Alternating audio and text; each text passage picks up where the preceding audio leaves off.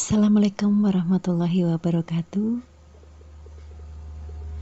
Di dalam tubuhku terdapat benda yang mengerikan dan tak masuk akal. Di dalam tubuhku ada sebuah kemenyan yang di dalamnya diisi makhluk astral. Di dalam tubuhku terdapat 2 pasang mua kantil yang dipasang di belakang bahuku. Satu bunga kuncupnya menghadap ke atas, dan satu lagi kuncupnya menghadap ke bawah dan terikat oleh benang. Tidak hanya itu, di dalam tubuhku juga ditanam paku-paku yang sudah mulai berkarat.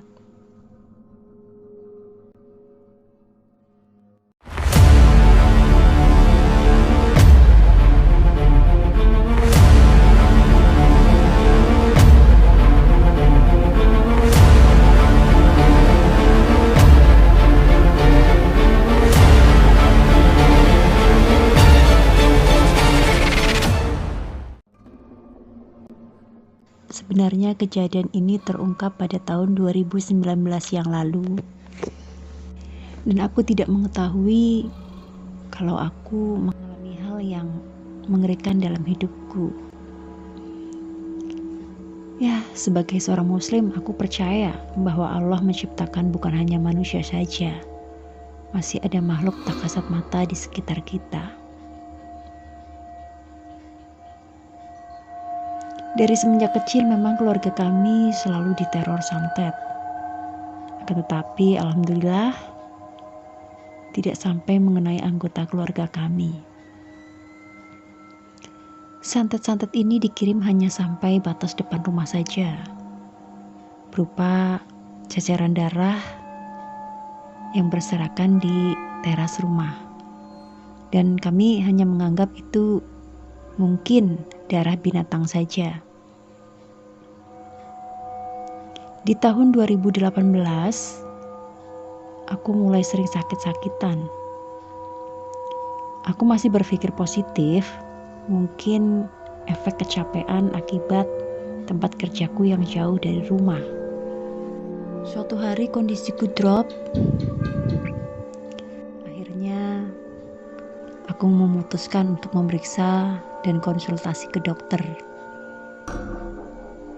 Anehnya, dokter tidak menemui indikasi penyakit apapun di dalam tubuhku. Padahal, setiap kali udara dingin, aku merasa sesak nafas dan nyeri di dadaku.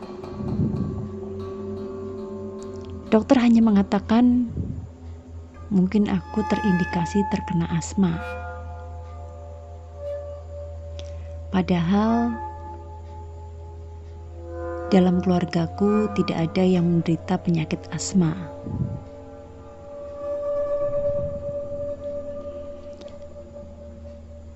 Seperti biasa, di saat aku mempunyai waktu lenggang, aku main ke tempat eyangku tidak jauh dari rumah.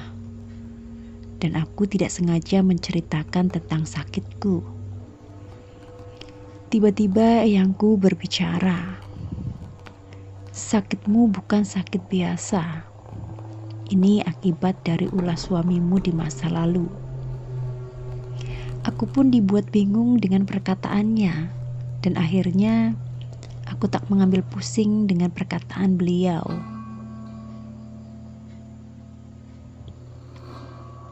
Selama itu pun aku masih merasa sakit, tapi tak aku hiraukan. Selama itu pun aku merasa sakit, tapi aku tak menghiraukannya. Aku selalu berpikir mungkin tubuhku kecapean saja. Lagi-lagi aku konsul ke dokter, dan dokter menyarankan aku untuk menggunakan obat semprot asma dan obat-obatan yang lainnya yang telah diresepkannya.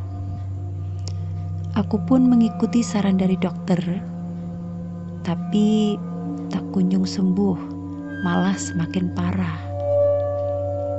Suatu hari aku akan berangkat bekerja. Sebelum sampai di tempat tujuan, aku mengalami musibah.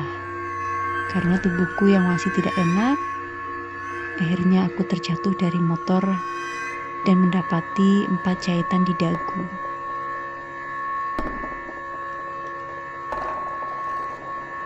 Selang beberapa bulan, aku berniat mencoba pengobatan alternatif ke tempat saudara jauhku.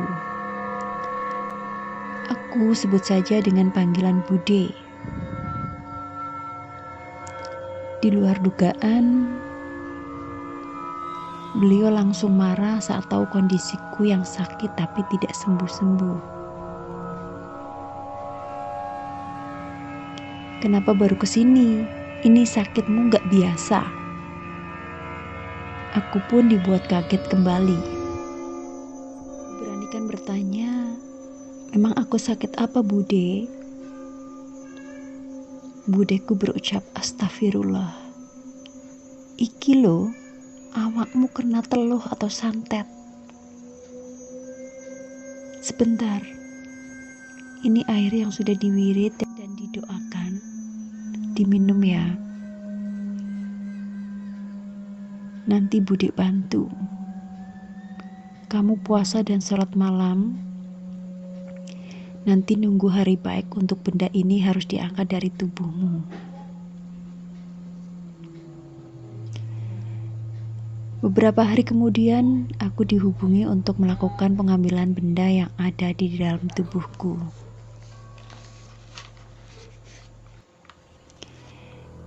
Di luar dugaan, ternyata di dalam tubuhku ditanam sebuah kemenyan yang diisi oleh makhluk astral, yaitu kuntilanak, tulang belakangku.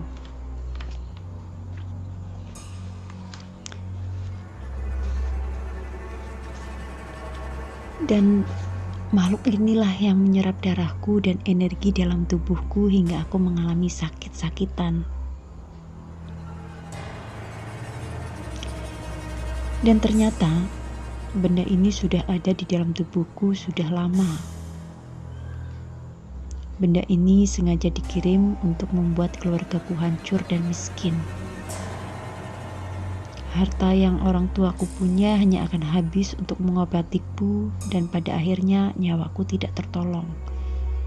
Itu tujuan orang yang mengirimkan santet ini kepadaku.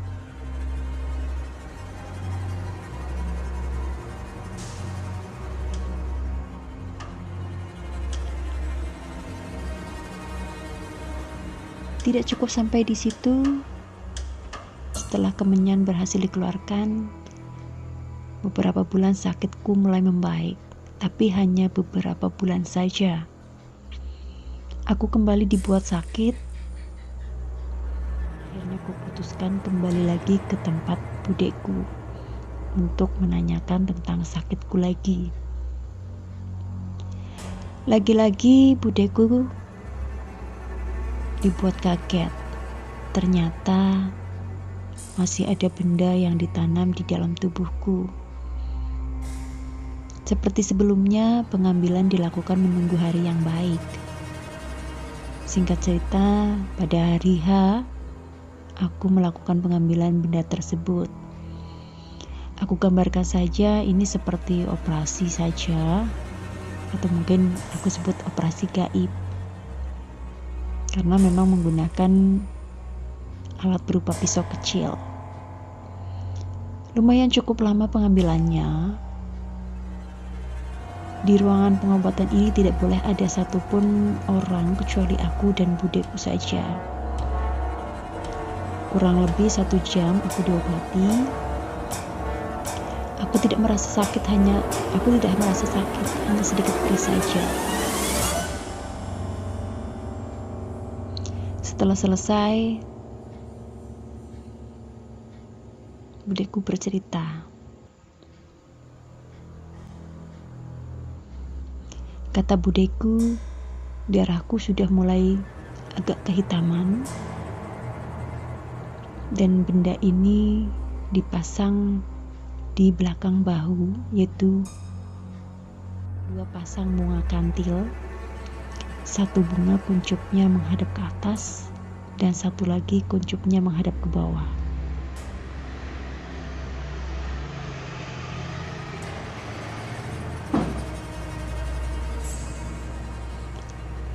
Satu bunga kuncupnya menghadap ke atas dan satu lagi kuncupnya menghadap ke bawah serta diikat benang. Aku pun memberanikan diri bertanya apa tujuan dari santet ini dan sudah berapa lama bersemayam di dalam tubuhku.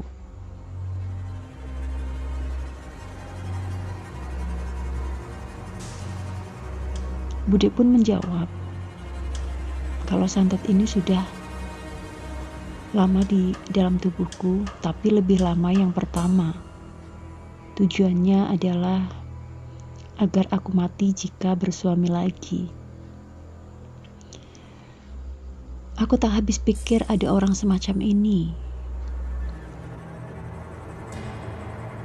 Kenapa pikiran mereka dibutakan oleh balas dendam dan nafsu dunia? Semua yang ada di dunia ini tidak akan pernah kita bawa setelah kita mati. Setelah selesai, aku rasa dan aku melihat tidak ada bekas luka atau jahitan di dalam punggungku, hanya seperti lacat saja. Dan aku pun diperlihatkan wujud benda tersebut. Awalnya aku hanya melihat gumpalan menyerupai darah. Setelah ditetesi minyak yang entah minyak apa itu, aku dapat melihat bunga kantil itu sudah mulai mekar dan agak layu.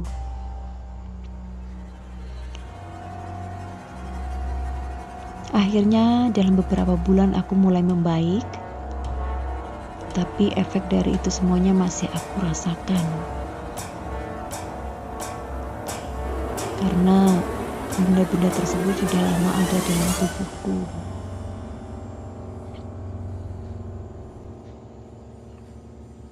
Aku juga selalu diberi wejangan untuk selalu membentengi diri dari ilmu santet berupa sholat di sepertiga malam.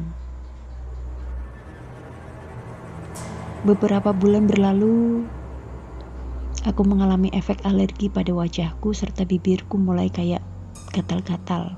Mungkin ini adalah efek obat-obatan dari dokter yang aku konsumsi selama ini. Lagi-lagi di luar nalar, tubuhku kembali sakit. Aku mengira sakit ini masih rasa kecapean saja, tapi ternyata salah besar lagi.